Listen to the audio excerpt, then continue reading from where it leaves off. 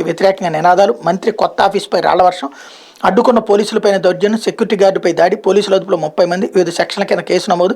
ఈ దాడిలో 100 మందికి పైగా పాల్గొన్నట్టు పోలీసుల నిర్ధారణ, ఓటమి భయంతోనే దాడులు అంటూ మంత్రి రజనీ స్టేట్మెంట్.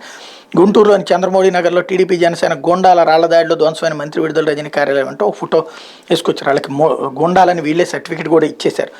లేకపోతే పట్టణ పేదల సొంతింటి కళ సాకారం అంటూ 4 అనకాపల్లి జిల్లా నుంచి ప్రారంభం. మొదటి దశలో 1,51,298 టిట్కో ఇళ్లు పూర్తి, ఇప్పటికే 82,080 ఇళ్లను పంపిణీ చేసి ప్రభుత్వం వచ్చే నెల చివరి నాటికి మరో 73,580 ఇళ్లు అందించేందుకు షెడ్యూల్. 88 పట్టణాల్లో 2.62 లక్షల ఇళ్ల నిర్మాణం, 1,43,600 మందికి ఉచితంగానే కేటాయింపు, మరో 1,18,616 మంది లబ్ధిదారుల వాటా సగానికి తగ్గింపు, రివర్స్ టెండరింగ్ ద్వారా 4,368 కోట్లు ప్రజాధనం ఆదా, రిజిస్ట్రేషన్ స్టాంప్ డ్యూటీ తదితరాల మినహాయింపుతో పేదలకు 5,487 కోట్లు మేలు.